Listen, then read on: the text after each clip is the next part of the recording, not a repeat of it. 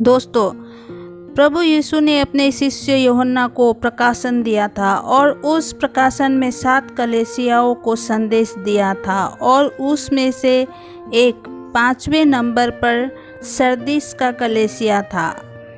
तो दोस्तों, वो संदेश में इस प्रकार लिखा था कि और सरदीस की कलीसियाओं के दूत को लिख कि जिसके पास परमेश्वर की 7 आत्माएं और 7 तारे हैं, यह कहता है कि मैं तेरे कामों को जानता हूँ कि तू जीवित तो कहलाता है पर है मरा हुआ। जागृत रह और उन वस्तुओं को जो बाकी रह गई है और जो मिटने को थी उन्हें ढूंढ कर, क्योंकि मैंने तेरे किसी काम को अपने परमेश्वर के निकट पूरा नहीं पाया। सो चेत कर कि तूने किस रीति से शिक्षा प्राप्त की और सुनी थी और उसमें बना रह और मन फिरा। और यदि तू जागृत न रहेगा तो मैं चोर की नाई आ जाऊंगा और कदापि न जान सकेगा कि मैं किस घड़ी पर आ पड़ूंगा। पर हाँ सरदीस, मैं तेरे यहाँ कुछ ऐसे लोग हैं जिन्होंने अपने अपने वस्त्र अशुद्ध नहीं किए। वे श्वेत वस्त्र पहने हुए मेरे साथ घूमेंगे, क्योंकि वो इस योग्य है। जो जय पाए उसे इसी प्रकार श्वेत वस्त्र पहनाया जाएगा और मैं उसका नाम जीवन की पुस्तक में से किसी रीति से न काटूंगा, पर उसका नाम अपने पिता और स्वर्गदूतों के सामने लूँगा। जिसके कान हो वो सुन ले कि आत्मा कलीसिया से क्या कहता है। दोस्तों, सरदीस की कलीसिया 7 कलीसियाओं में से एक ऐसी कलीसिया थी जिसमें प्रभु यीशु ने एक भी अच्छी बातें नहीं पाई थी, जिस कारण यीशु मसीह को उस कलीसिया में यह संदेश भेजना पड़ा। दोस्तों, इस संदेश को पढ़ने या सुनने के बाद पता चलता है कि यह कलीसिया आत्मिकता में कितना पीछे था, या यूँ कहे कि यह कलीसिया में आत्मिकता बिल्कुल नहीं था। एक तरह से यह कलीसिया मरी हुई कलीसिया थी।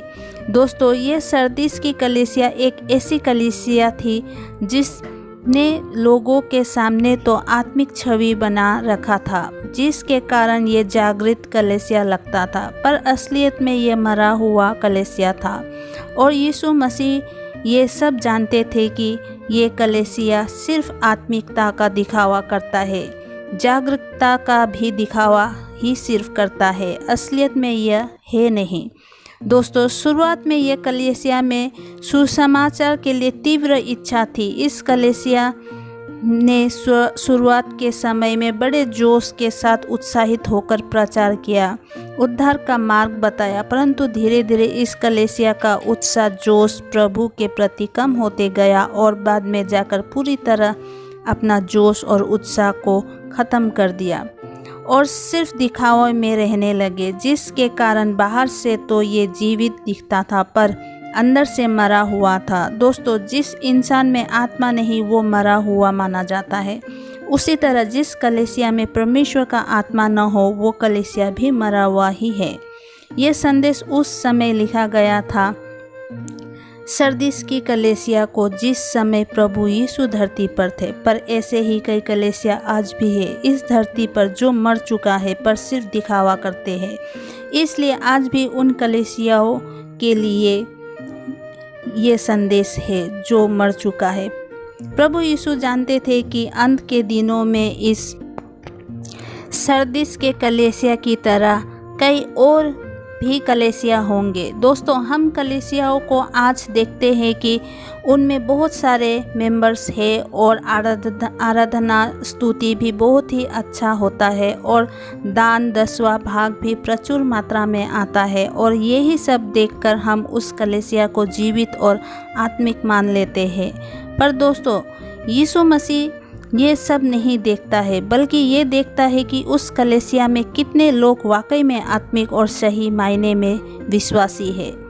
यीशु मसीह ये नहीं देखते कि लोगों ने सुंदर आवाज़ में सुर ताल मिलाकर स्तुति आराधना किया है या नहीं, बल्कि ये देखता है कि दिल से आराधना कितने लोग करते हैं और प्रचार किया गया संदेश में आत्मिकता और सच्चाई है या नहीं, और कलीसिया का दान 10वां अंश कितना भी ज़्यादा हो, पर प्रभु यीशु ये देखता है कि उस दान और 10वां अंश का ज़रूरतमंदों पर प्रयोग हो रहा है या नहीं। दोस्तों, एक कलीसिया में सच्चे दिल से स्तुति आराधना होना जरूरी है। हमेशा सुसमाचार के लिए उत्साहित होना और पूरा जोश के साथ प्रचार करने का इच्छा, आत्मिकता, 10वां अंश और दान का सही जगह यानी ज़रूरतमंदों को देना, यही जीवित कलीसिया कहलाता है और आत्मिक भी। पर आजकल स्तुति आराधना फॉर्मेलिटी के लिए करते हैं। सुसंदेश और प्रचार में कईयों को इंटरेस्ट नहीं है, मन मारकर 10वां अंश देते हैं या फिर देते ही नहीं। दान देना सिर्फ फॉर्मेलिटी बन गया है। संडे को कलीसिया में जाते हैं, बाकी दिन बाइबल के संदेशों और आज्ञाओं को भूल जाते हैं और ऐसे ज़िंदगी जीते हैं जैसे अंधकार के लोग जीते हैं। ऐसा व्यवहार करते हैं जैसे शैतान की आज्ञा का पालन कर रहे हो। प्रार्थना सिर्फ फॉर्मेलिटी के लिए करते हैं। तो ऐसे ही कलीसिया के लिए यह संदेश आज भी लागू होता है और ऐसे ही कलीसिया को मरा हुआ घोषित किया गया है, जिसका न्याय यीशु मसीह के दूसरे आगमन पर होगा। और दोस्तों, कलीसिया सिर्फ ईंट पत्थरों या सीमेंट द्वारा बनाए गए कलीसिया को ही कलीसिया नहीं कहा जाता है। एक इंसान, एक व्यक्ति भी कलीसिया की तरह है और उसकी आत्मा में परमेश्वर के प्रति जागरूकता होना चाहिए, परमेश्वर की आज्ञा की पालन करने के लिए इच्छा होनी चाहिए, परमेश्वर के प्रति सम्मान होना चाहिए, विश्वास होना चाहिए और भरोसा होना चाहिए। दोस्तों, हम इंसान भी एक कलीसिया की तरह है। अगर हमारे अंदर ये नहीं है तो हम भी एक मरे हुए कलीसिया की तरह है। तो दोस्तों, आज का ये संदेश कैसा लगा सुनकर? अगर आपको पसंद आए तो please like, share and subscribe कीजिएगा और मेरे अगले वीडियो आने तक आप प्रभु में बना रहे। और तब तक के लिए आप सबको जय मसीह की।